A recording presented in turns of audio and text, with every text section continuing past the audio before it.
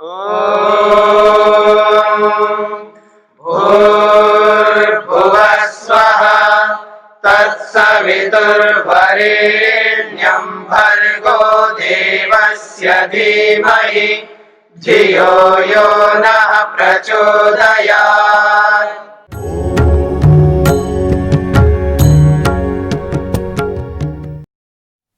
तो कह रहे हैं गुणत्रय से स्वीकार कृता तेना, तेना अपि, उस सूत्र ने भी, या उस सूत्र के द्वारा सूत्रकार ने वहां पर तीनों गुणों को स्वीकार किया है, सत्व रजतम। तेषामेव गुणानाम परिणाम भेदात अत्रापि, और उन्हीं तीनों गुणों का परिणाम भेद को ध्यान में रखते हुए यहाँ पर मन का त्रैविध्य, मन का त्रैविध्य यानी तीन प्रकार का मन होता है, इस बात को लेकर के अनुसंधेयम, इसका अनुसंधान करना चाहिए। जैसे वहां पर बताया गया है वहां जैसा ही यहाँ पर, यहाँ परिणाम भेद से उनका त्रैविध्य बताया है, यानी तीन प्रकार का मन होता है, और वहां वस्तु की उत्पत्ति में बताया है तीन प्रकार के गुणों से युक्त मन है ऐसा। तो मन सृष्टि प्रकरणाद एव अत्र तत्कथनम, तो यहां पर मन की जो सृष्टि है, मन की जो उत्पत्ति है, इस उत्पत्ति को लेकर के ही यहां पर बात कही जा रही है, उससे विरुद्ध बात आपको नहीं लिखना चाहिए, ऐसा भाष्यकार कहना चाहते हैं। सूत्रार्थ, सत्व रज तम पदार्थों के, सत्व रज तम पदार्थों के परिणाम भेद के कारण, सत्व रज तम पदार्थों के परिणाम भेद के कारण मन का अलग अलग स्वरूप होता है, मन का अलग अलग स्वरूप होता है।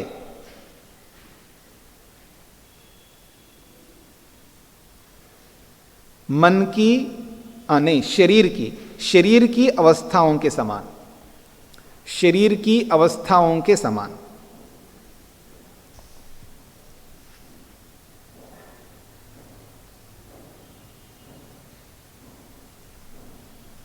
हाँ जी, अब आगे नया प्रसंग प्रारंभ हो रहा है।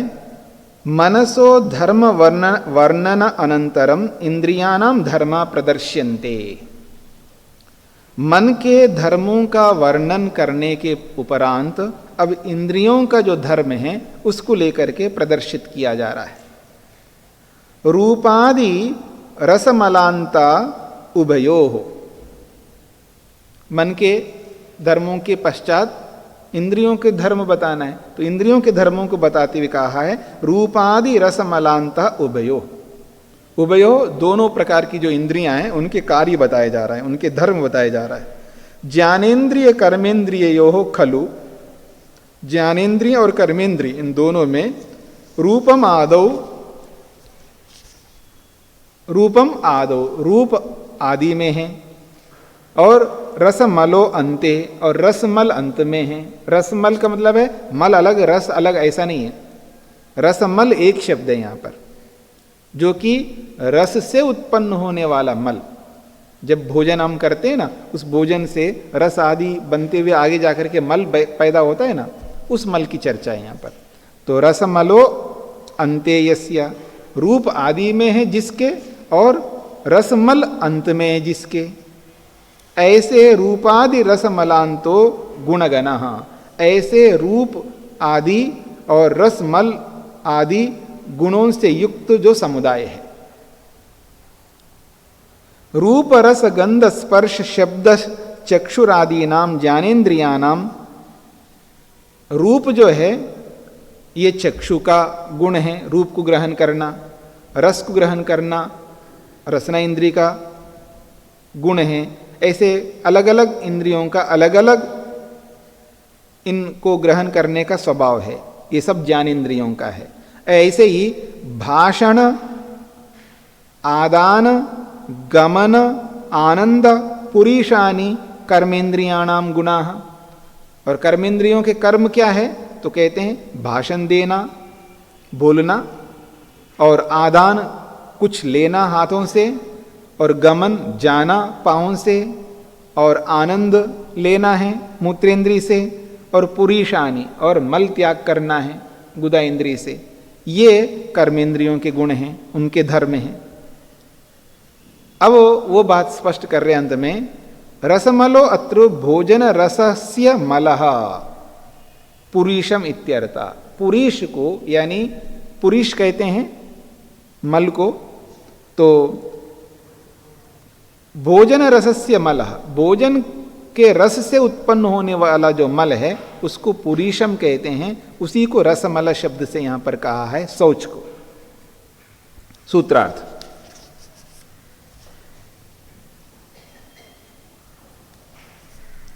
रूप आदि से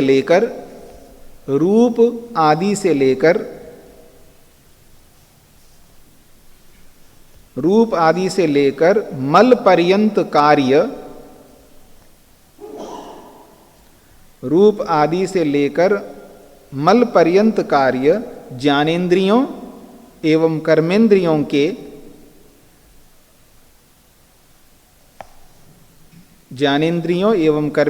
के धर्म समझना चाहिए।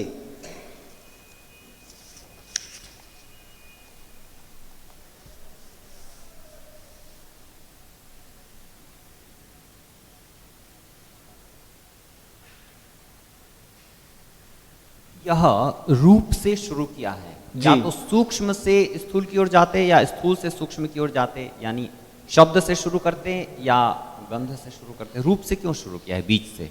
ऐसा है कि शास्त्र में कथन करने की अलग अलग शैलियां हैं। एक हो अर्थ क्रम होता है और एक शब्द क्रम होता है। जब आप मीमांसा दर्शन पढ़ेंगे, ये मीमांसा का विषय है, किस वाक्य को कैसे प्रस्तुत करना, किस वाक्य को कैसे प्रस्तुत करना, उस वाक्य का अर्थ कहाँ कैसे लेना है, किस शब्द को किस ढंग से रखना है, ये बहुत सारी बातें उसमें आती हैं। और कुछ व्याकरण का भी विषय है इसमें, कुछ व्याकरण का है और कुछ मीमांसा का है। तो शब्दों का जो क्रम है वो अर्थ क्रम के अनुसार भी रखा जाता है और शब्द क्रम से भी रखा जाता है। अर्थ क्रम का मतलब है जो अर्थ आपको लेना है, तो जिस अर्थ को पहले लेना है उसी को आप लेंगे, बाद वाले अर्थ को पहले नहीं ले सकते, ठीक है ना। और एक होता है शब्द क्रम। शब्द क्रम में क्या होता है, कौन से शब्द को कहाँ रखना है उसका क्रम एक होता है, ये व्याकरण बताएगा। तो व्याकरण के अनुसार एक होता है शब्द क्रम और अर्थ के अनुसार एक होता है क्रम। तो अर्थ क्रम और शब्द क्रम ये दोनों चलते हैं। और उसके आधार पर जब शब्द क्रम में रखते हैं तो वो चुना जाता है कौन से शब्द को पहले रखने से वो वाक्य बनता है, मतलब यानी शब्द का निर्माण सुंदर बनता है, ठीक है। उसको ध्यान में रख करके ऐसा क्रम रखा गया है जी। अब एक नई बात को लेकर के बात कही जा रही है, यस्य कलो इंद्रियाणि तम प्रति तेषाम तथा तानि प्रति च तस्य रूपादि ग्रहणे परस्पर संबंध प्रदर्श्यते। यस्य खलु इंद्रियाणि, यस्य जिसकी इंद्रियां है ना, जिसकी इंद्रियां किसकी है, आत्मा की, पुरुष की। तो जिस पुरुष की इंद्रियां हैं तम प्रति तेषाम, उस पुरुष के प्रति उन इंद्रियों का क्या संबंध है। वाक्य को समझने का प्रयत्न करिए। यस्य कस्य पुरुषस्य, यस्य पुरुषस्य खलु इंद्रियाणि सन्ति, जिस पुरुष की ये इंद्रियां हैं, तम प्रति उस पुरुष के प्रति, तेषाम इंद्रियाणाम उन इंद्रियों का किम संबंध, क्या संबंध है। एक बात फिर कहा तथा तानि प्रति च तस्य, तानि इंद्रियाणि प्रति उन इंद्रियों के प्रति, तस्य पुरुषस्य उस पुरुष का क्या संबंध है। किस संदर्भ में कह रहे हैं, रूपादि ग्रहणे, रूप रस आदि को ग्रहण करने में आत्मा का इंद्रियों के प्रति क्या संबंध है और इंद्रियों के प्रति आत्मा का क्या संबंध है, ये दो बातों को लेकर के सूत्र प्रस्तुत किया जा रहा है। प्रश्न समझ में आ गया? इंद्रियां जो है रूप आदि को ग्रहण करती हैं, तो इन रूप आदि को ग्रहण करने वाला कौन है? आत्मा इंद्रियों के माध्यम से ग्रहण करता है। तो इंद्रियां जिन रूप आदि को ग्रहण कर रही है, जिस आत्मा के लिए कर रही है, उस आत्मा के प्रति इंद्रियों का क्या संबंध है? एक बात। फिर कहा है जिस आत्मा ग्रहण कर रहा है, जो ग्रहण कर रहा है, जिन इंद्रियों के माध्यम से ग्रहण कर रहा है, तो आत्मा का इंद्रियों के प्रति क्या संबंध है, ये बात कही जा रही। तो दोनों संबंधों को लेकर के बात कही जा रही है। तो कह रहे हैं सूत्र के रूप में, दृष्टित्वादि आत्मनः करणत्वम इंद्रियाणाम। बहुत सरल शब्दों में समाधान कर दिया। दृष्टित्वादि आत्मनः संबंध, आत्मा का जो संबंध है वो दृष्टा आदि संबंध है, और इंद्रियों का क्या संबंध है? करणत्व का संबंध है। ये बात पकड़ में आ रही है? ये बात तब समझ में आ जाएगा, आप दोनों साथ साथ आते, साथ साथ खाते हैं, साथ साथ चलते हैं, आपस का क्या संबंध है आपका? तो आप कहेंगे ये इसके प्रति पिता है और ये इसके प्रति पुत्र है, तो इनका पुत्र और पिता का संबंध है, ऐसा बोलते हो ना। तो ऐसे ही इंद्रियों के साथ में आत्मा का क्या संबंध है और आत्मा के साथ में इंद्रियों का क्या संबंध है, ये प्रश्न है। तो बता दिया, आत्मा का संबंध क्या है? दृष्टा का संबंध है। जब आंखों के साथ जुड़ता है तो आंखों के प्रति आत्मा का दृष्टा का संबंध है। जब आत्मा नासिका से जुड़ता है तो आत्मा का घ्राता का संबंध है। ऐसे बताएंगे अभी आगे। तो रूपादि विषय ग्रहणे किल इंद्रियाणि प्रति दृष्टित्वादि संबंध आत्मनो अस्ति। कह रहे हैं रूपादि विषयों का ग्रहण करने में इंद्रियों के प्रति आत्मा का दृष्टत्वादि संबंध है। कैसे? आत्मानं प्रति रूपादि ग्रहणे करणत्वम इंद्रियाणाम संबंधो अस्ति।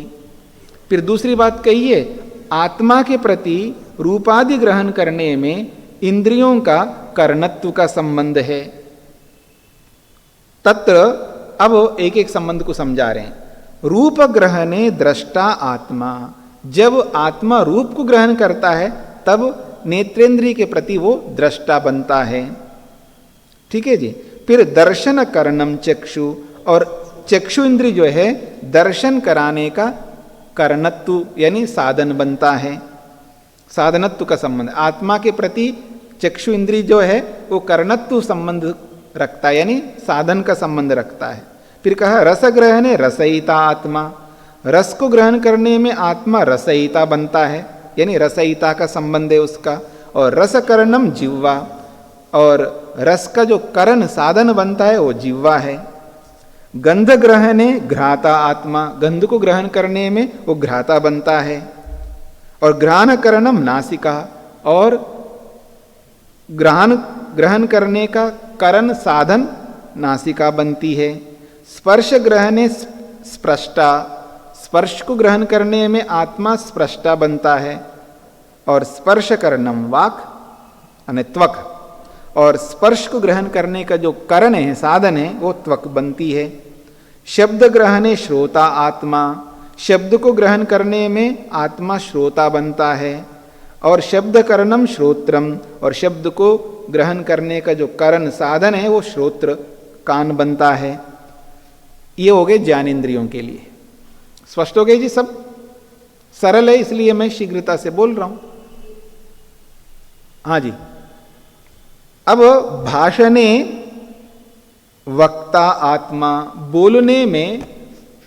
बोलने में आत्मा वक्ता बनता है वागेंद्री के प्रति। और भाषण करणम वाक, और बोलने का जो साधन है वो वाणी है। आदाने आदाता आत्मा, किसी चीज को लेने में ग्रहण करने वाला आदाता बनता है आत्मा। और आदान करणम हस्तः, और देने का जो साधन है वो हाथ है। ठीक है जी, देने का साधन जो है वो हाथ है। ऐसे गमने गंता आत्मा, जाने में जो है आत्मा जो है वो गंता बनता है। फिर कहा है गमन करणम पादः, और जाने का जो साधन बन रहा है वो पांव बनता है। इत्यादि योजनीयम, इसी प्रकार सभी इंद्रियों के साथ आपको जोड़ने लेना चाहिए। सूत्रार्थ,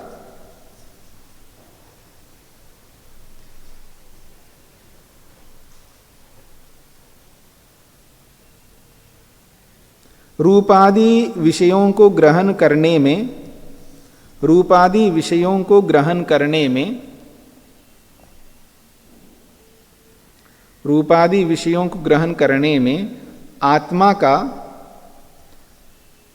इंद्रियों के प्रति, रूपादि विषयों को ग्रहण करने में आत्मा का इंद्रियों के प्रति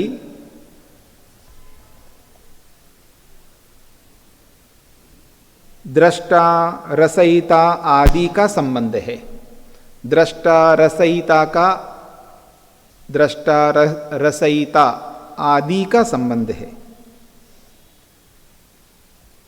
तथा इंद्रियों का आत्मा के प्रति, तथा इंद्रियों का आत्मा के प्रति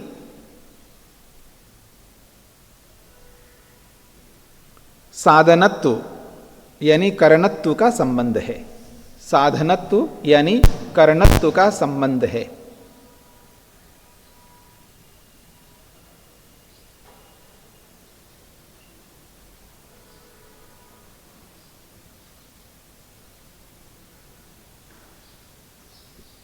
इसमें घ्राण करणम नासिका लिखा है, तो व्याकरण की दृष्टिकोण से कह रहा हूं कि नासिका घ्राण करणी ऐसा नहीं होना चाहिए, जैसा विशेष से वैसा विशेषण नहीं। कुछ स्थानों पर इसका व्यत्यास देखा जाता है, ठीक है ना, और वो व्याकरण ही बताता है कि कहां कहां व्यत्यास ऐसा होता है।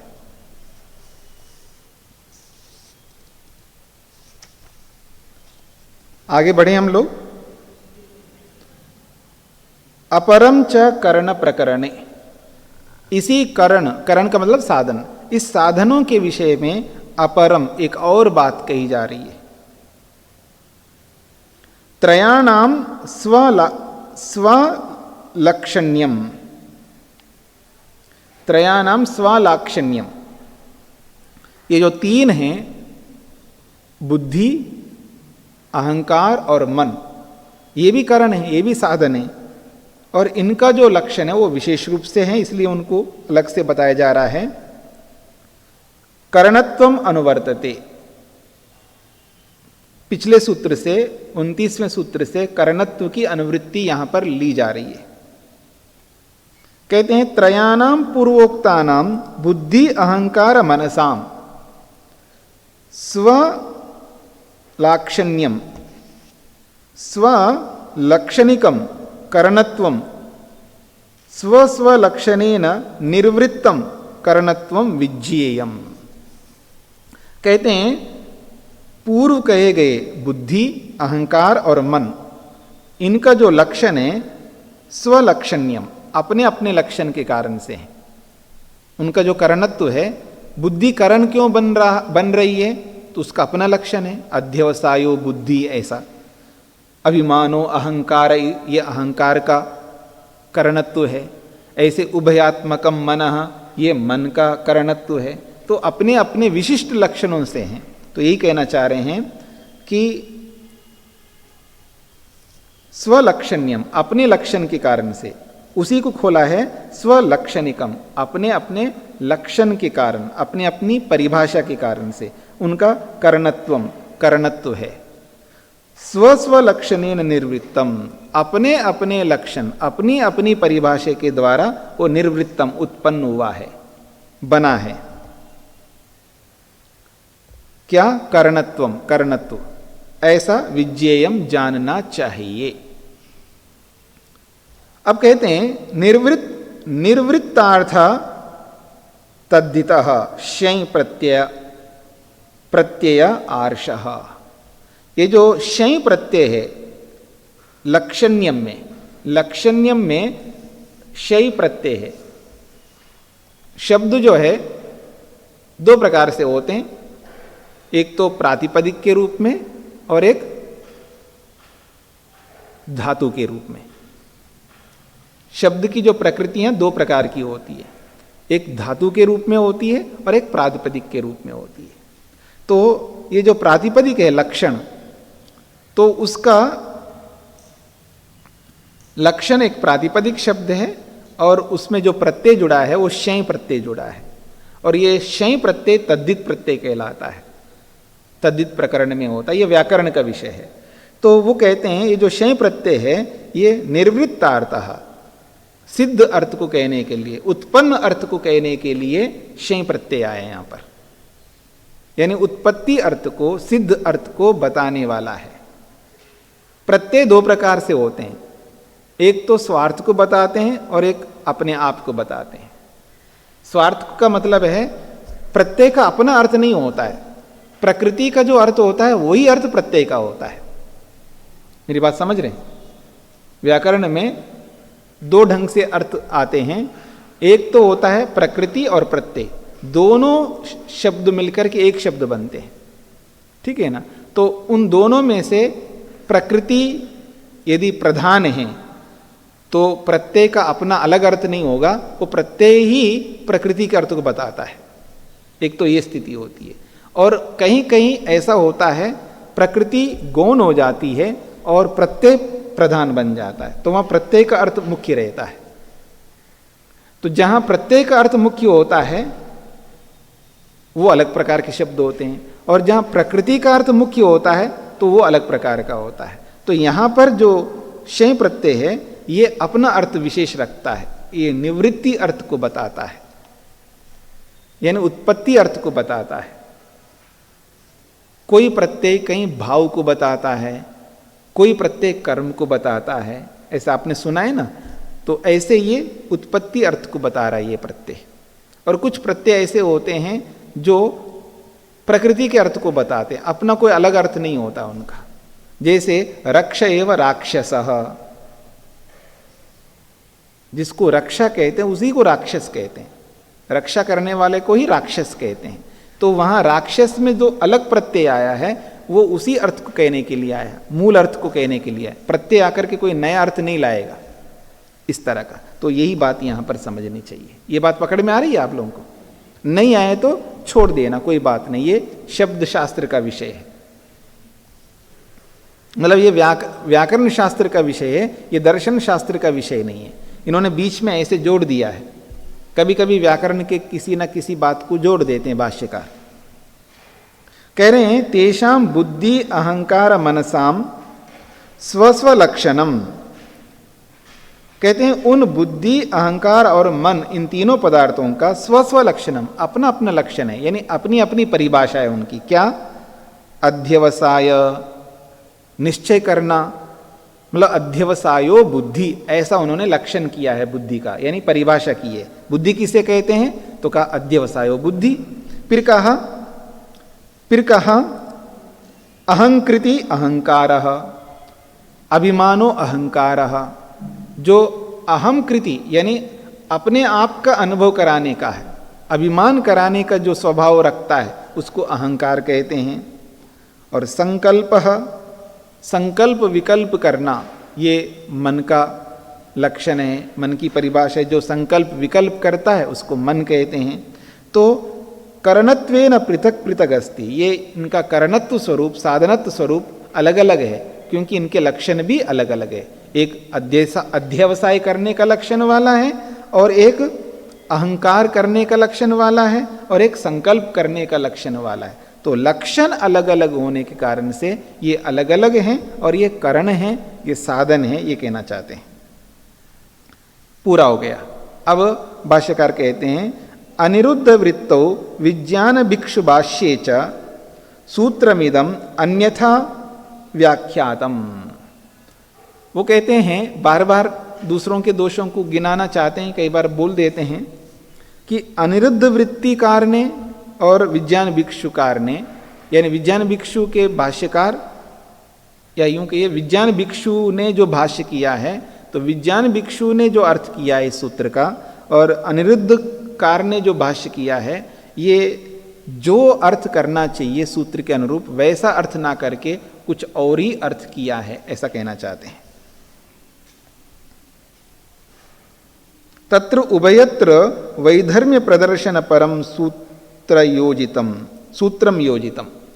वो कहते हैं वैधर्म्य प्रदर्शन परम सूत्रम, इस सूत्र को वैधर्म्य को प्रदर्शित करने के लिए अर्थ किया है। यानी बुद्धि, अहंकार और मन, इनके जो कर्म हैं, इनके जो स्वभाव है अपने अलग अलग है। बुद्धि का जो स्वभाव है वो अहंकार का नहीं है, अहंकार का जो स्वभाव है वो मन का नहीं है। तो तीनों में वैधर्म्य है ना, विपरीत धर्म है। तो विपरीत धर्म को लेकर के इन्होंने सूत्रार्थ करने का प्रयास किया है, जबकि वैधर्म्य को बताने का यहाँ प्रसंग नहीं है। यहाँ तो प्रसंग केवल उनका कर्णत्व को बताने का है, ये कहना चाहते हैं। प्रसंग ये नहीं चल रहा है कि मन में और बुद्धि में क्या भेद है, क्या अंतर है, ये नहीं बताया जा रहा है। बताया ये जा रहा है कि उसका कर्णत्व है, उसका साधनत्व है। तो साधनत्व को बताने के लिए सूत्र प्रवृत्त हुआ है, न कि आपस के वैधर्म्य को बताने के लिए, विपरीत धर्म को बताने के लिए सूत्र प्रारंभ नहीं हुआ है। इसलिए उनकी व्याख्या अलग है, ऐसा कहना चाहते हैं। कहते हैं तत्र उभयत्र वैधर्म्य प्रदर्शन परम सूत्रम योजितम, नहीं वैधर्म्यस्य प्रकरणम। यहाँ प्रकरण वैधर्म्य का नहीं है, फिर क्या है, किंतु प्रकरणम तो कर्णत्वस्य। प्रकरण तो कर्णत्व को लेकर के है, साधनत्व को लेकर के है। तो आप साधनत्व का अर्थ करना चाहिए आपको, आप वैधर्म्य को लेकर के कैसे अर्थ कर रहे हो। तथैव अर्थेन भवितव्यम, वैसा अर्थ होना चाहिए जैसा प्रसंग चल रहा है। उस प्रसंग के विरुद्ध अर्थ को लेकर के आप नहीं भाष्य कर सकते, ऐसा ब्रह्म मुनि भाष्यकार अनिरुद्ध वृत्ति कारको और विज्ञान भिक्षु जी को कह रहे हैं। सूत्रार्थ, बुद्धि अहंकार और मन, बुद्धि अहंकार और मन